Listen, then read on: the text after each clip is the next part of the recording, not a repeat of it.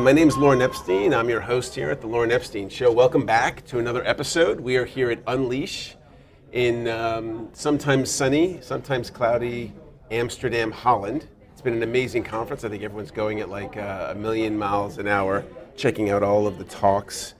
We just heard from a monk about the value of meditation and caring in business, which is kind of interesting here.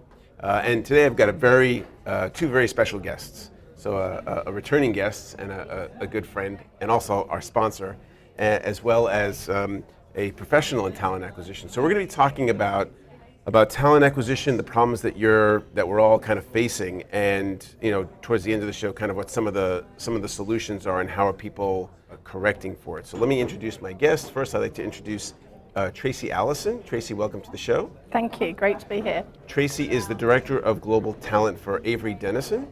Is that right? That's correct, yep. And what does Avery Dennison do? So Avery Dennison are a global intelligent label manufacturing company. So we basically manufacture any form of label, whether it be paper, foil or film, primarily for the FMCG marketplace, for the higher value segments in durables, automotive, personal care, anything that requires any form of labeling. We manufacture the raw product. Awesome. Well, I'm glad you're at the show. Thank you. And I'm looking forward to hearing about your challenges and successes. Thank you. And also with us is Jerome Turnick, who's been on our show before, actually in September of 17. And I've known Jerome a couple of years. Jerome is the founder and CEO of Smart Recruiters. Welcome to the show. Thank you, Lauren, for having me. You're welcome. So for those of you who don't know, Smart Recruiters, and I'm so glad that they're a sponsor because it is my favorite applicant tracking system. I used it in 2012 or so, the first time. It was the free version. Yep. It was fantastic. And what made it so good, it was so easy to use. And since then, and yes, I am doing a commercial because they are, but it really is good. And I'll talk later about why I think it's good, but it is a fantastic product. So Jerome, thanks for coming. And you guys have grown. How many people are at the firm now? We have about 200 people around the world, 4,000 customers. Over 4,000 customers around the world. Yeah. Large, big companies? Yeah, small, medium, large, very large. Avery Dennison, Tracey, one of our customers. We recently announced Bosch went live with Smart Recruiters. They have 400,000 employees, so 600 legal entities around the world. Kind of doesn't get bigger than that. No, congratulations, that's awesome. And so what's great about having Jerome on the show is that before this, he's been in the talent acquisition space for a really long time. How long? Well, I started my first recruiting business in '92, and then created probably one of the first applicant tracking systems in 1999. Did that for 10 years. You could still buy my old product from the trade floor trade show here. Really? Yeah, it's called now Loomis Talent Link, and it really was as the name says, an applicant tracking system, designed to track applicants. And I kind of realized that recruiting is a lot more than just tracking. And so that's how I got to start Smart Recruiters as a version 2 from 2010 onwards. So. Yeah, and it's a great product. So we're going to talk, I think a lot of the folks who are listening are in the HR space, and I think most, at least in America, most HR people are doing everything. Yeah. Right? It's a small, medium-sized company. They do all the work. It's one or two people. And so we'll talk to them, but also to the larger corporations that may be having these challenges. So Tracey, in your experience, what's been some of the challenges in acquiring talent? We hear different perspectives, but what's your take? I think fundamentally some of the challenges are, because it's such a candidate-driven marketplace now, which it wasn't kind of 20 years ago. And I think one of the biggest challenges is being able to translate what your company profile is, what life is like actually working within your own organization, trying to get that message externally across to the candidate marketplace so that they can truly engage with what work is actually like at that organization and what life is like at that organization. Because I think more and more now the lines between your work and your life are more and more blurred, and it's about your experiences in life. And I think it's, for me, working part of a Fortune 500, it's about how do we get that message across of what life is like at Avery versus corporate content of what Avery is and what it stands for, if that makes sense. Sure, yeah, absolutely. And so aside from candidates understanding what the employee value proposition would be, what it's like to work there, what else are some of the challenges you see? I think it's about, again, just that constant engagement. And I think there are challenges around specific functions that are difficult to recruit for, whether we're looking at specifics around technology, whether we're looking at, how we can, I work for a manufacturing company, so our supply chain and operations, it's always about how to consistently drive excellence in the processes that we adopt and pursue. It's about creating greater commercial capability into our organisation, and it's also about opening up to a more diverse marketplace and a more inclusive marketplace. Yeah, it's just folks talk about and it's been happening, I think, talking about it for a while, the war on talent, or the war for talent, I should say. Though sometimes I think candidates feel like it's a war on talent. So that it's so competitive to find the right people. Have you had that experience? Yes, but I think to compete in that war or to win certain battles, I think it's about, again, ensuring that you're engaging the right way with that external, with that candidate community. And I think sometimes we need to focus more on what the values are of an organisation versus we have this job to fill. Yep. Let's stop filling boxes, let's go after talent. Yeah. And I think that's how I've seen a real transition, is that we are driven more by an individual's talent and how we can work together and how we can make them successful and us successful, so we get the return on investment, versus I have this job with these things that need to be delivered, and that's what I'm constantly trying to fill. And I think if we start to be a bit more, think slightly wider outside of a particular functional or particular skill set, and actually go after the talent and them as an individual, I think that's where I see there's a bit more change now. Interesting. Actually, hey, Jeremy, I was going to say, this is what Tracey, you said earlier. It's a candidate-driven market, and to a certain extent, I'd say the war for talent is over. The candidate have won. Yeah. There you go. Yeah. So true. Right. And today it's about how you attract talent to your organization with the culture, the value proposition, work-life balance, values, what you represent, and then how do you actually match that talent to the needs of your business. Right? And so if it is a candidate-driven market, you're marketing to candidates, you're bringing candidates in, and then matching them to your jobs, as opposed to, I have a job, who wants to apply? Yeah. Right? Which is the reactive way, and that kind of puts the recruiting organization on its head, right? It's just flipping the model. Instead of having very few marketeers and a lot of people screening resumes, you just flip it, and you actually have a lot of marketeers and an inverse pyramid that goes actually to the shortlist. When you first said that, I thought the thing that came to my mind was a business selling a product. So it used to be companies would just make whatever, and people bought it or they didn't. And now you have companies changing the way they design the products, improving the products, directly based on customer feedback. Indeed.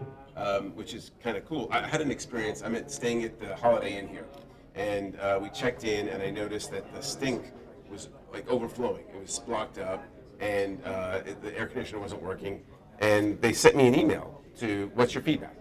So I said, here's my feedback. This is what's happening.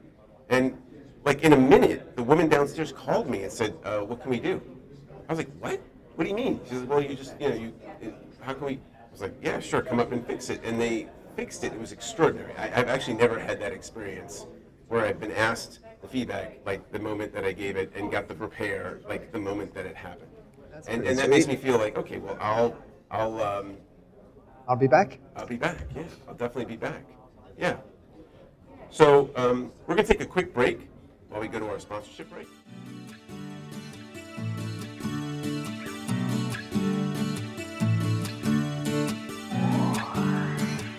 Hi, this is Lauren Epstein. I'm the host of The Lauren Epstein Show. I want to talk to you about my favorite applicant tracking system. As a talent acquisition leader for over 20 years, I have used all the major ATSs and found that one beats the rest. Smart Recruiters. When I was leading global talent acquisition for a software company, we had to implement smart recruiters in like a day. So once I opened it up, all of the people who were using the software around the globe started using it with no training. As far as I'm concerned, it made it one of the best experiences I had in putting in an enterprise piece of software. Smart recruiters, you are who you hire.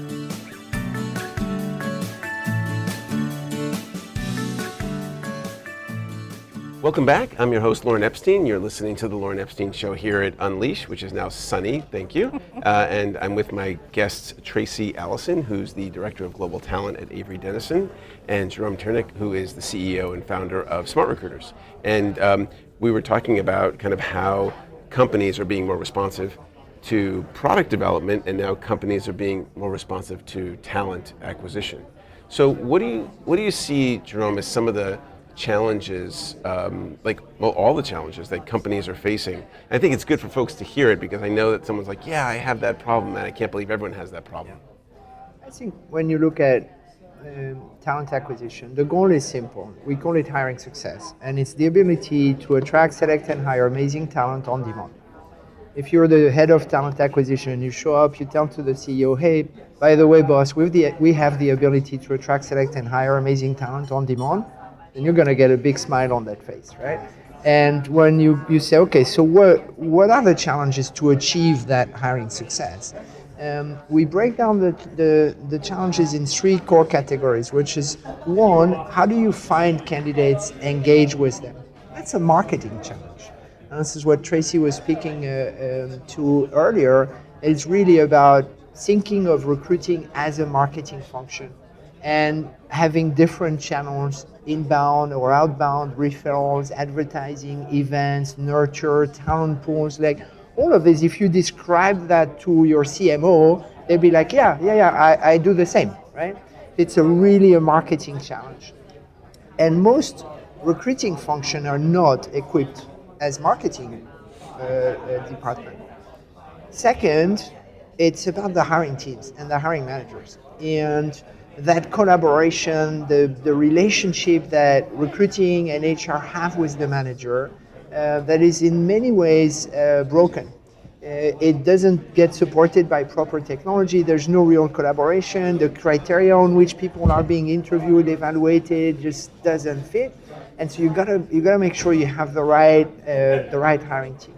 And last, but certainly not least, is the recruiters themselves and how do you enable your recruiters to be productive? And recruiting has become a full-on digital function. And yet the level of technology that recruiters have access to vis-a-vis their marketing colleagues or their sales colleagues is just not fair.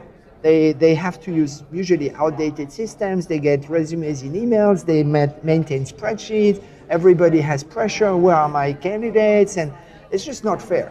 And so if you really focus on, okay, how do I solve these three challenges? Marketing to candidates in a smart way, working closely with managers in a collaborative way, and making my recruiters happy and productive with a good level of tech, then you're going to reach hiring success. You know, it's a funny story. There's something happened to me recently where I was at a government consulting company, and the business development folks go out and they win business. They just go out and they win business. And then they win business and hand it over to the operations people. And the operations people, okay, we'll do this. So then they turn around and they give the job orders to the recruiters, and the recruiters take the job orders and turn around and fill them. But with a bunch of positions, it could take maybe 2 or 3 or 4 months to fill, and then they go back like, why aren't you fulfilled it? Well, there aren't any people. And like, well, but the folks in business development didn't even ask if there were people. They're getting all these kudos for selling all this stuff that in fact the company can't deliver on, which is, you know, to me it's a missed feedback loop. And the thing you said earlier about the 3 pieces, I mean, that second piece, recruiting is a team sport. I mean, if the recruiter does a portion of that, but if everyone's not engaged. Have you had that problem, Tracey? Yeah, I mean, I classify it as getting a seat at the table. And I think the sooner you can engage with your business leaders and that you're part of understanding what your business proposition is, full stop. So commercially, what are you trying to achieve as a business? And making sure that you're part of those discussions of the future growth of your business. Because to become, I think, a strategic partner in talent acquisition, we need to be going to our business leaders to be able to provide far more predictive analysis as far as where are the next big talent pools, where should we be focusing our activities. If we're going to, I work for a manufacturing company, so if I know on the plan that we're looking at building new production facilities, I would like to think I have a voice to say, well, you know, there's a bank of talent, or there's a talent pool that's been identified in this area or that geographic location. Maybe it would make more sense to build the facility there versus somewhere that you just think is right. You know, let's make more informed business decisions as far as future growth is concerned based on the talent map and where your talent pipelines are. Yeah, I mean, if there's nobody in a particular place and you want to put business there, that doesn't exactly make sense. And that's after the fact. So the more you can be part of true strategic business growth decisions, the same whether it's whether you're making product, whether you're building services, you know, make sure you have a seat at the table at those strategic discussions. Bring talent insights, and that's where, you know, we deployed Smart Recruiters nearly coming up to our second anniversary, and one of the great things that is continually building is the data and the insights that Smart Recruiters can now give us. And I, as a leader, can bring that to my business leadership. And that's something that's ever evolving, ever growing. So what are some of the things that you did to bring business and talent acquisition closer together? Because I think sometimes there's a bit of a resistance to do that, because it's like, no, you're recruiting, just go find the people. We just tell you to go find the people, go find the people. Yeah, well, I think as a recruiter, if you're going to accept being told to do something like that, then, you know, you maybe want to rethink how you behave as a recruiter, because it's about collaboration and partnership and working together to get to the right outcomes. And I think, you know, one of the things I always say to any hiring manager or any company I've ever worked for is I'm not a functional expert in all these different areas by any means. There are people with PhDs who've studied for 10, 20 years, have a knowledge that I can never obtain that quickly. But what I am good at is engaging engaging and finding talent. And working together, we can come up with, you know, hopefully a very successful hire. So my hiring manager knows what their role is in the recruitment process, and the recruiter understands what theirs, but they have to work together to get to that successful outcome. And it's that's what I would always say is you've got to collaborate with versus work for. Yeah. You know, let's change the terminology a little bit. I would love recruiters to find far more confidence in themselves to really be work in partnership and front it up with the hiring manager and value themselves as recruiters and value their input to any discussion. Well, that's a great point. I mean, I started in recruiting in the 90s, and I remember, you know, at that point there were still HR directors that did everything. And it really wasn't a recruiter. And now, 20 some odd years later, there's all sorts of recruiters, proposal recruiters, sourcers, full stack, just all. And I think we're still figuring out what it is that we do. I mean, even Jerome's nodding, but even the technology, it's like, why don't we have software that does this common? Why does it have to be something weird and special? It's like you have accounting software. Nobody says, whoa, we don't know how much money we made. We can't count up all the dollars. Well, no, you got tools for that. And I feel that way, that we're in this, at the beginning of this field in a way. I mean, the last couple of decades. What do you think about that? Yeah, I think, listen, what a recruiter looked like 20 years ago is very different to what a recruiter does now. And to Jerome's point earlier, you know, it's not just about filling recs anymore. We're marketeers, we're social media managers, we are content providers. Our remit is far greater now as a recruiter than just go ahead and fill that requisition, run an ad in a paper and deal with the response rate. You know, the overall experience and qualities and expertise that you now need is very different to 20 years ago. But right. I think that's good. You know, change is good, and as quick as technology changes, I think so do people and their expertise, and somehow we need to kind of catch up and keep going.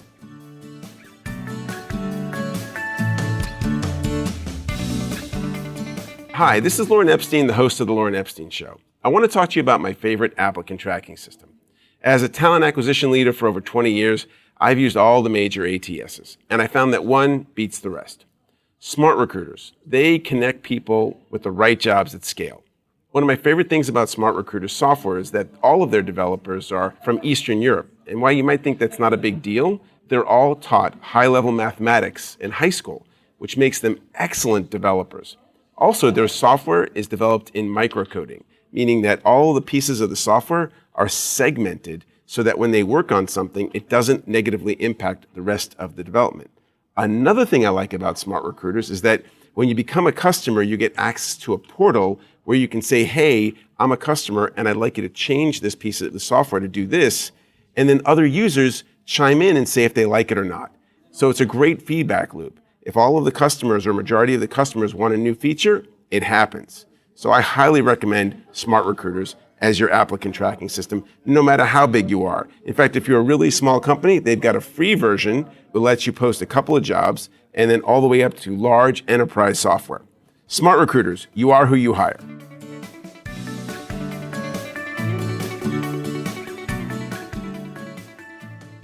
Right. So what are some of the, and I do want to hear from you, Jerome, but what are some of the successes that you've had? Any measured success since you've been there? And I guess not just changed the software, but also done stuff, right? Yeah, I mean, I have to defer to Smart Recruiters here because they've been a significant help to us with raising the profile of talent acquisition, of the importance of candidate attraction, the importance of engagement, the importance of collaboration with the hiring community, the importance of working together. We by having the right tools in place, it enables us to be and do more successful things. And so although technology doesn't fix something, it's an enabler, and it helps us to be better and continue to be better. And the great things with Smart is we're continually innovating. And another thing that I really like about Smart Recruiters is they listen to their customers. Yeah. And we are talent acquisition specialists. And I feel that it's Smart Recruiters has been built by talent acquisition specialists versus big, technology companies. Right. They listen to what we say and what we need on a day-to-day basis, and that's the innovation that continually I see happening. And it's not an add-on to like an HRIS system where it was like an afterthought. So I'm going to kind of help answer what you just said a little bit deeper. Yep. So one of the ways when I did a Smart Recruiters deployment globally, how it brought the business and everyone together was that now they all had access to the system. Yes. They were part of the workflow. There's now this workflow where I interact with the manager through the talent acquisition system, and they're seeing what I'm seeing. They're like, when I make phone calls, when I do emails, they can look, they can see, they can say, hey, Lauren, I see you talked to this person, you asked them this. Can you go back and ask them that? I'm like, sure, because now they have that tool. And so I like how you kind of framed it as that it brought you together just by the sheer fact of having this.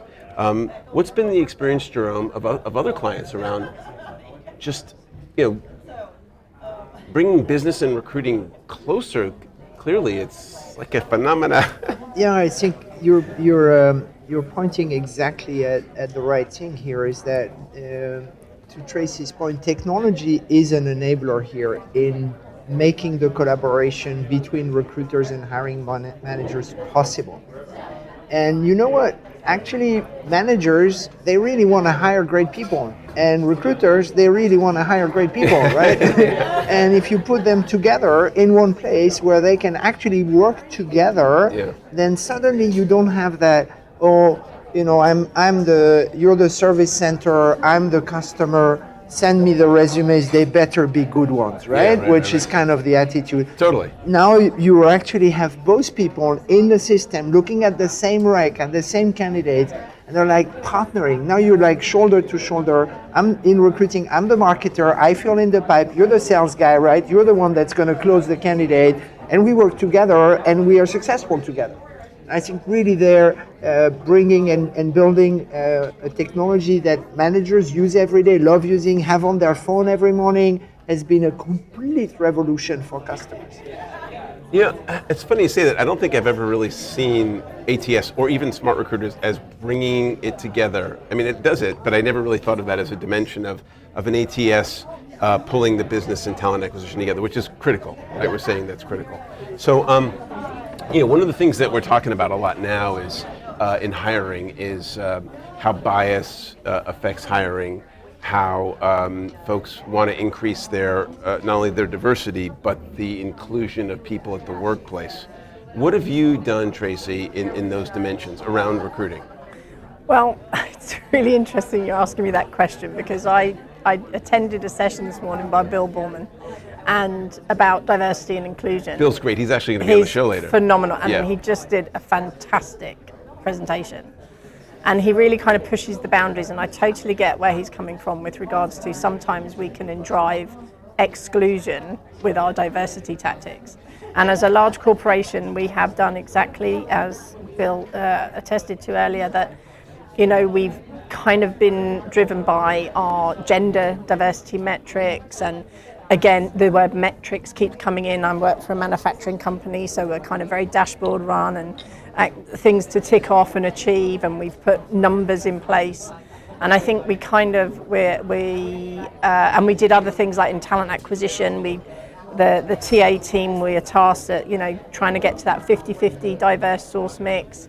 We're trying to look at diverse age ranges as well as experience levels and so on and so forth, to be slightly more inclusive versus the gender diversity, which everybody seems to be really kind of zoning in on.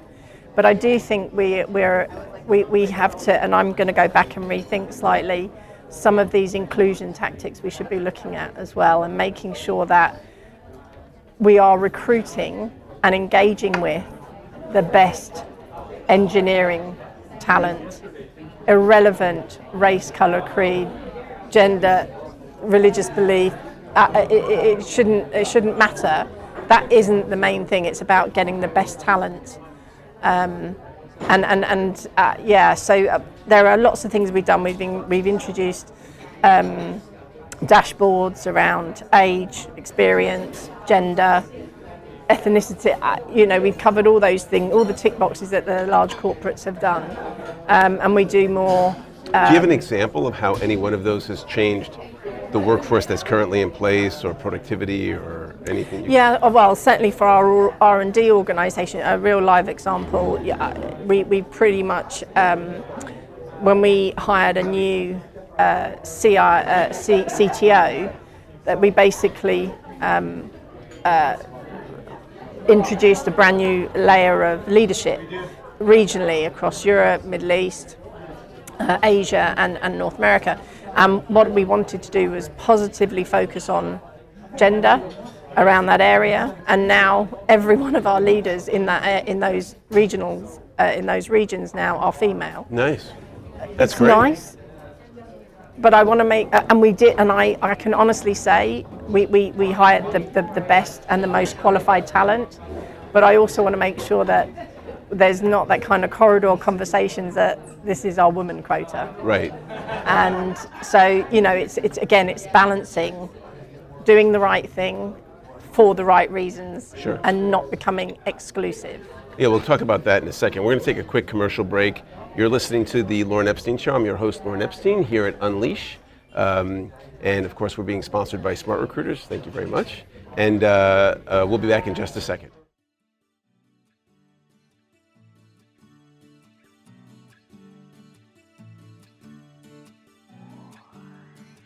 Hi, Lauren Epstein here, host of The Lauren Epstein Show. Afate and I had a great time and learned so much at Unleash World in Amsterdam. We heard from therapist and relationship expert Esther Perel, who shared how workplace relationships are not much different than those we have at home, and tips on how we can improve both. Afate and I are really looking forward to Unleash Conference and Expo in London on March 19th and 20th, and Unleash America in Las Vegas on May 14th and 15th. We'll also be attending Unleash World, which is heading to Paris at the Paris Convention Center next October 22nd and 23rd.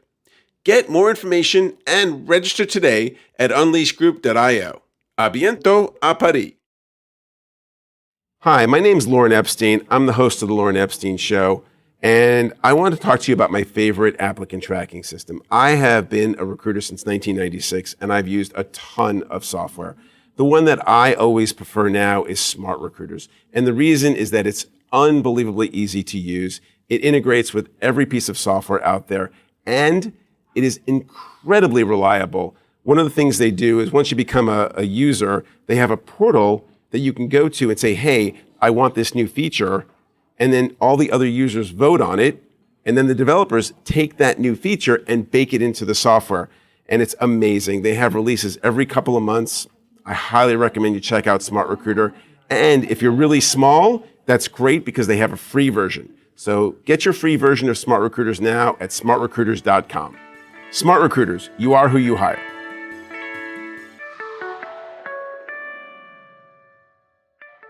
Welcome back. I'm your host, Lauren Epstein. You're listening to The Lauren Epstein Show here at Unleash in Amsterdam, and we are talking about recruiting, talent acquisition. I had an experience a couple of years ago where I did a project as a consultant to the U.S. Forest Service, and I wrote up their national talent acquisition plan, like their playbook. And one of the crazy things I've never seen in any organization is the Forest Service is highly distributed.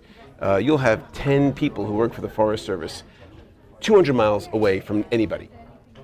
So what do they do when they have to hire somebody?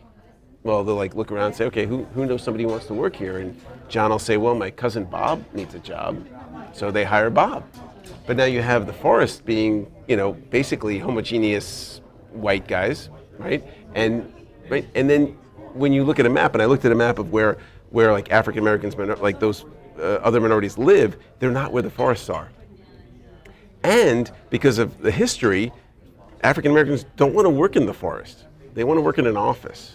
So how do you affect those numbers? It's very difficult because in some professions you don't have men going into them or women going into them or what the classical diversity dimensions are.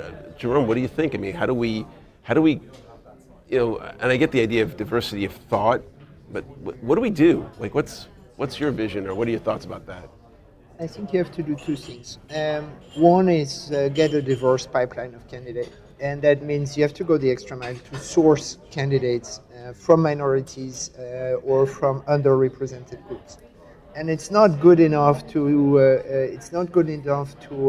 say, I'm just having a regular sourcing effort, and then, we just had white guys apply, and so it's not our fault, right? You actually have to actively go and source people that are underrepresented, because getting to a point of diversity, I think, is a critical business challenge. In every organization, the diversity of thought, the richness that comes with it. So you got to source diverse talent. Second, you got to make sure that once you have that diverse talent coming in, that they're not being discriminated, which in recruiting is far from being obvious. And in that respect, we implemented a system that has a scorecard. Every job has a scorecard. The scorecard has job attributes, company attributes, and so it's a job-specific scorecard. Interviewers have to fill in the scorecard, and the scorecard is on the cards down, so you don't see what other people have said. And then it actually brings all the feedback from all people and all candidates in one place, so that there is no possible bias, right? And we ensure that for every job you have the right scorecard and you have the right hiring team. So make your hiring team diverse. Get them into objective criteria rating in a transparent fashion, and you remove the bias.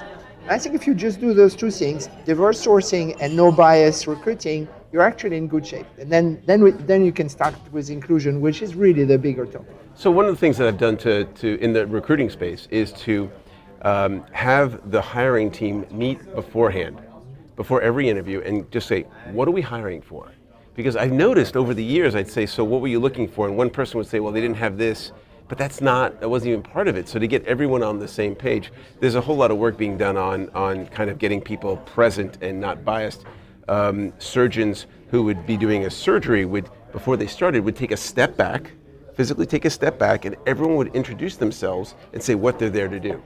So that there was like a clarity, a grounding, not kind of relying on memory, and it makes a huge difference. At least then, everyone knows what questions they're asking, what we're all looking for, and there's none of that like, well, I don't know. I mean, that's the thing that I think every recruiter hates. After an interview, you say, okay, manager, what I don't know. Well, up or down, I don't know. Well, what do you mean I don't know? You spent an hour with them. Like, how could that be? So recruiting, interviewing training, right? People don't know how to interview. I think almost everyone who's interviewed me based on how they were interviewed, or some amalgam of how they were interviewed in the past, and they just keep bringing those habits. At the companies I've worked at where people were really good interviewers, they tend to come from large companies that had interviewer training. Are you doing any work with interviewer training? Yes, we are. We're just rolling out. We just introduced our new values to our organisation. We've got 8 new values. And what we have now done is rewritten a whole hiring manager capability training session based on behavioural-based questions around our 8 values. So what's a typical kind of question? Well, you've really put me on the spot now, but so they're based around. So it could be integrity, which is one of our values. So give me an example of when you had integrity. Yeah, well, I wouldn't necessarily say that, but what I would ask is, when was the last time you had the courage of your convictions? When did you speak up when you saw something that didn't feel right? And whether it be amongst your peer group or with a leader. So it's making sure that you're asking very open questions so that they can give true examples versus the kind of closed yes, no. So I think it's based on somebody's competencies and cultural and moral values, as well as looking at the functional competencies, right? Whether they have the right kind of functional expertise. So you don't ask what do you want to be in 5 years? Well, does it? Yeah, sometimes you can ask, but to me that's just gives me a bit more insight into them as an individual. But would it tell me what they want to do? Yeah, I mean, it's a credible question, but I would rather make sure that 80% of whatever my hiring manager asks in that interview is structured, criteria-based, and gives valid feedback around their capability of doing that role versus what they do and don't like, because I think that's where biases can creep in. Because if you're happen to be a very sporty person and you've got another sporty person that's opposite, you're going to find things that you kind of get on with, and you smile a lot, you laugh a lot, and you can come out of that interview thinking, oh, great person, yeah, I love them. Yeah, but can they do the job? Right. So again, we're just rolling out new training now, new hiring manager training. But I think it's something you can't just do it once. It's something you have to keep consistently readdressing and reapproaching. And how do you look at the jobs? Start with the process of what's the work? And I'd love to hear from you, Jerome, on this after. But what's the work, and how do we figure out what the job description is going to look like, and then how does that inform the interview, and then? Yeah, I mean, I can only speak from a corporate perspective. We have job libraries with, the basic functionality of any given role at any given level. And then what we have, before you even look at posting a role or starting to interview, way back, right at the very beginning of a process, have an intake discussion with that hiring manager, with the panel of the people that person wants to include in the hiring process, and discuss the job then, and discuss what the interview process is going to look like. What are the key criteria you want us to look at? What are the values? What are the values we're going to assess on? And agree all that up front. I think if you start to do it after the fact, you've kind of lost the momentum, and you've lost the ability to have, a really strong interview feedback. It's almost like having, with having smart recruiters, after we've done a hiring process now, we've got a whole report as to why that person fits this role based on all our values. And it's almost back in the day when I used to get pages of psychometric tests. I now have it on my system, to hand, readily available, instantly. Whether I want to look at it, the hiring manager looks at it. It's just a different. But a lot of the pre-work is done before we've even gone out and started to source.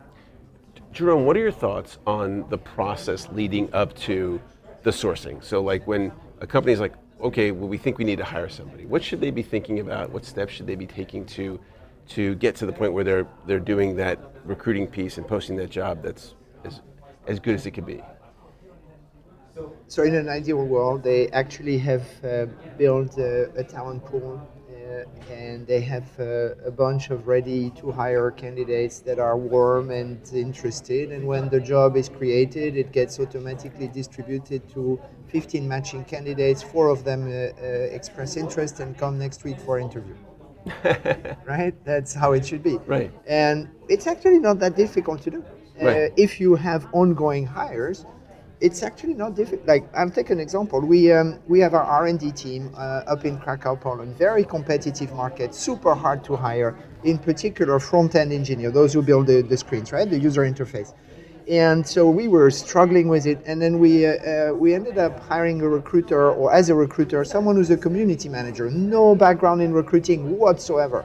What did this person do? She started a meetup group of front-end engineers in Krakow. Now, 3 weeks ago, we organized our 5th or 6th meetup. Registrations were closed in 45, like the room was full in 45 minutes after we opened registration. We had 130 front-end engineers coming to actually listen to one of our guys. And if I say to the team, hey, let's get one more engineer, next week we have 5 people and we are having a problem solved. So in an ideal world, you look at it up front and you have sourcing. If you don't have that because it's a one-off job and so on, then I would say you look at the profile you're looking for, start with the job, look at the profile you're looking for, and where are you going to find that person, and what sourcing tactic are you going to apply. And if you think of sourcing as a marketing, well, some function you're going to find this person inbound, so just advertise the job, put some money on it, Indeed or something, and you're going to get a good inflow of candidates. That's great. Others, you're going to have to go outbound, right? And then identify people, start emailing, or maybe you go and referrals. And I think that kind of sourcing strategy, where you put in which basket are you going to put your eggs, is probably the best way to do it and the best way to accelerate the time. And most mistake that many companies do is actually they do their sourcing in over a period of 3-4 weeks. They do a little bit here, a little bit there, a little bit there, and then they get candidates that come in week 1, and then some others in week 2, some other in week 3. By the week 4, they actually the first we saw was the best one, but it's already gone. So if you're going to do that, just package all your sourcing into 1 week. Just say, okay, we're ready, let's go, and then you just blast out something and have all of your sourcing, inbound, outbound referrals, so that you get a good group of candidates to choose from. Because ultimately, what is sourcing? You want to put your hiring teams in a position of being picky. Right. If they cannot be picky because you haven't brought enough good candidates to the table, then you haven't done your job. And what are they going to do if they're in a hurry? They're going to hire somebody who's like mediocre, hoping that it's going to work. So put your manager in a position to be picky and do this with a good, consistent, all-in sourcing strategy. You're absolutely right, and I think you said earlier that we all said that recruiting is marketing. I can't tell you how many times I get emails asking me for a donation. And I will make a donation instantaneously to the organizations that I have a connection to. Instantaneously. It's like I didn't think I was going to give them $10, but then boom, like that. They didn't know it was me, but because they have that pool of people, they were able to engage me in a very quick way. And I'm going to make a quick Smart Recruiter plug. So the first year you had your user convention. Hiring success. Yeah, hiring success. I came to speak, and it was great. And the fun part was I got to meet your developers, who are all from Eastern Europe. And when we talked, what I understood, because I've been hiring developers for a long, long time, is that they are amazing developers, and here's why. They all go through educational systems that were informed by the Soviet Union. And the Soviet Union placed a heavy emphasis on mathematics. I mean, heavy. And these guys who graduate high school, they're well ahead in calculus. And if they've gone through college, they're good at math. And they have the fundamentals, which really does make you a good programmer. I mean, if you want to be a great programmer, you got to be great at math. You can be a hacker and get through, and that I thought was amazing. And that was one of the reasons afterwards I felt better about buying Smart Recruiters, because I don't know where it's almost like buying food. Like, you know what's organic and you know what's like filled with chemicals. And I'd rather buy stuff that I know what the fundamental building blocks were. So I appreciate it. I don't know if that was intentional, but it's definitely in my mind a selling point. Who makes the code? What are they thinking? And how good are they at coding? You do micro development, things like this. That's like, it's nothing to the user when they don't know it, but it makes a huge difference in how the software works long term. Sorry, Yeah, thank you, and thank you for saying that. And actually, in candidate experience and filtering, we have we use now a coding test that we develop, which basically asks you to build an app that calculates the probability of an earthquake in any given point on Earth. So you have to find the right APIs, the geolocation, and then build into this, and then bring it there.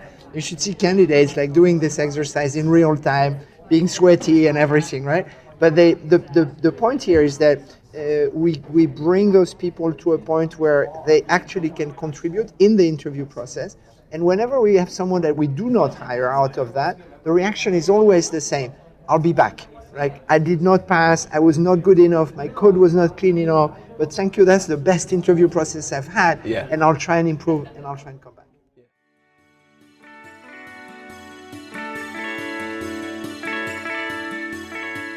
Hi, this is Lauren Epstein, the host of The Lauren Epstein Show. I want to talk to you about my favorite applicant tracking system. As a talent acquisition leader for over 20 years, I've used all of the major ATSs and found that one beats the rest. Smart Recruiters. They connect people with the right jobs at scale. Smart Recruiters offers a talent acquisition suite that helps your business attract, select, and hire the best talent. Over 4,000 companies around the world have chosen the reliability, security, and performance that Smart Recruiters delivers. Bosch and Visa, all brands I've used, have all chosen the Smart Recruiters talent acquisition platform because, like you, they know that hiring defines your ability to innovate and grow your business. Smart Recruiters, you are who you hire.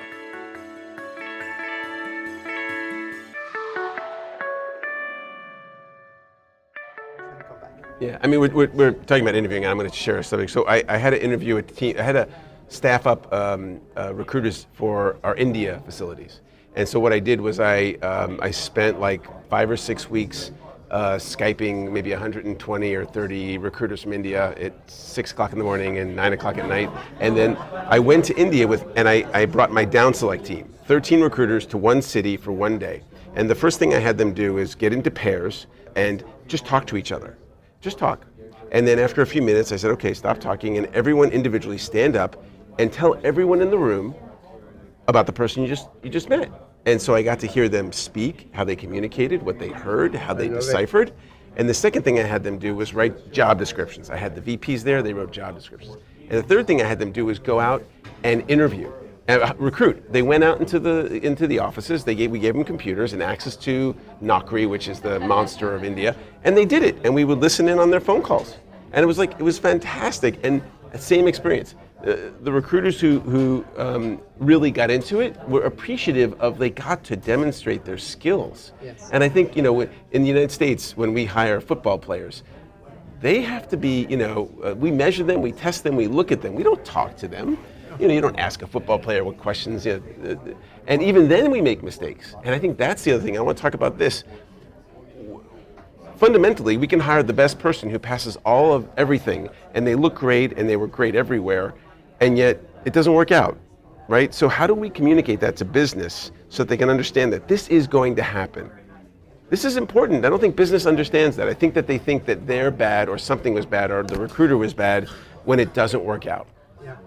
I think the classic hire for aptitude and fire for attitude, right? This is a very classic mistake. We look for aptitude, we forget the attitude. When was the last time you fired somebody for aptitude? Somebody who had a great attitude just wasn't getting the job done at the pace. It doesn't happen, right? People get out of teams mostly for attitude. So the first screener there is to screen for attitude. And the best way to do this, in my opinion, is to bring peer interviewing. The idea that the manager is the only person that should interview a candidate is wrong. Actually, the manager, in some cases, doesn't even need to interview the candidate.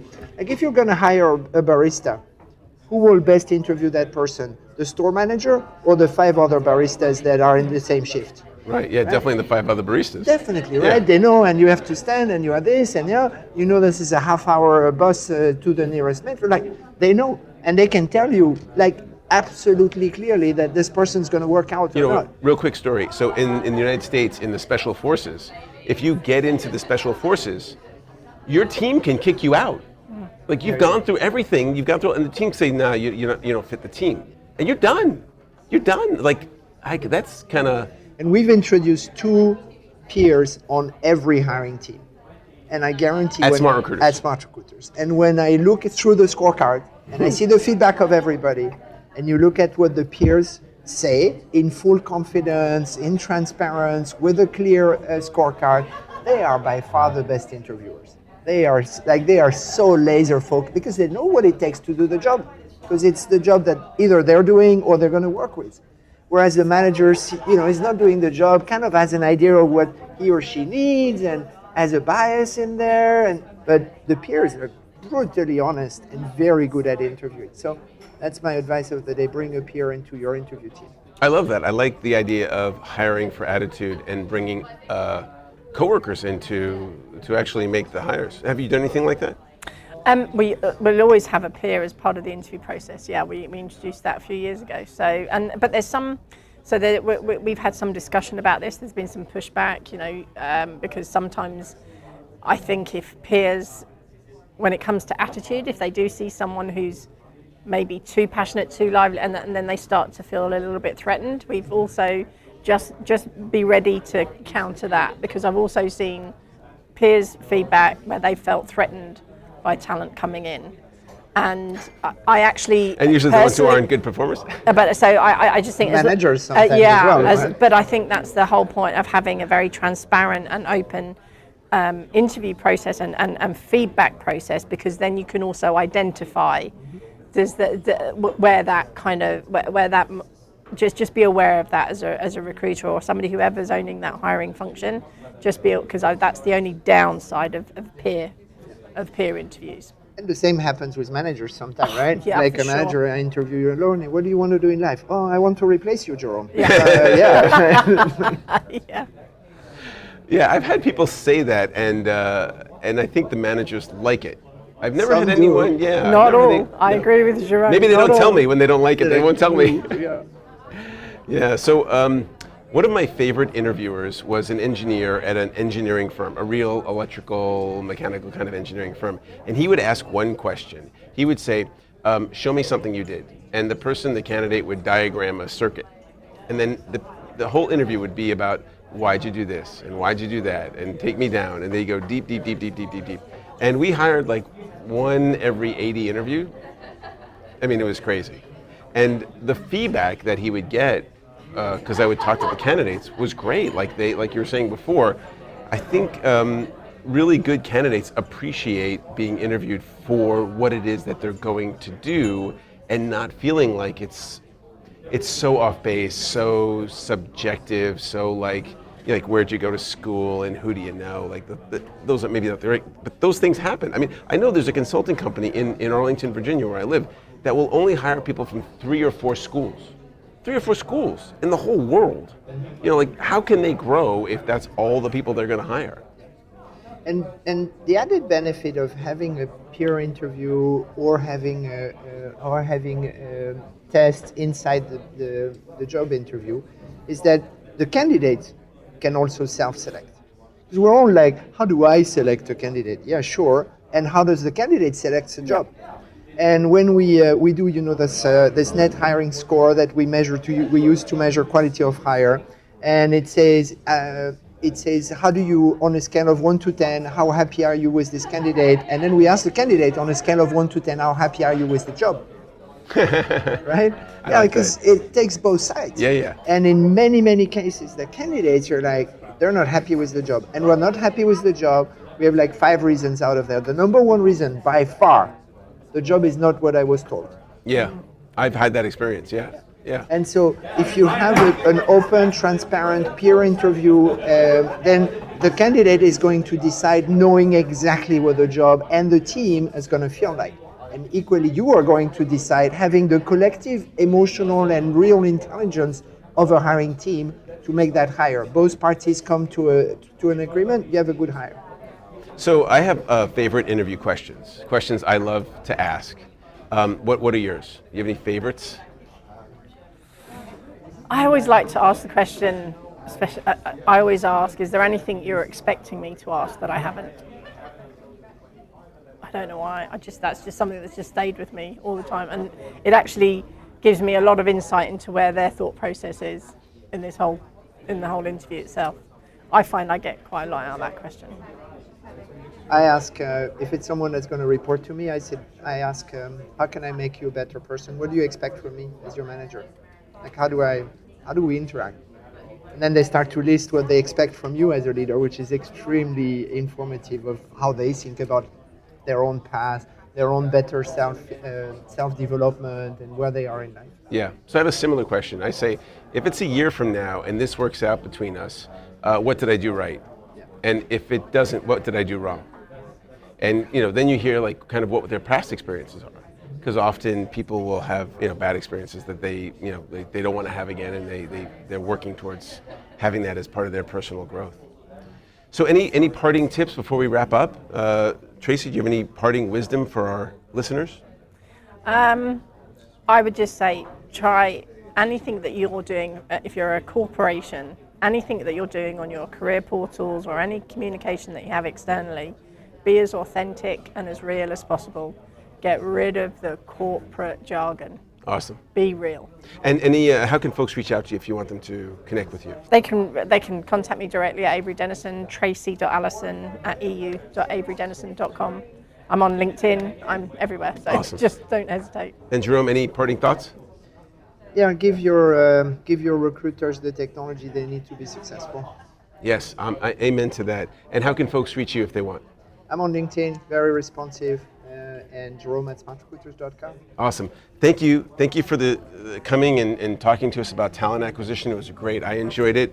Thanks for listening to The Lauren Epstein Show. I'm your host, Lauren Epstein, here at Unleash in Amsterdam, where it's now still brightly sunny and we're still indoors. So have a great week, and we'll catch you on the next episode.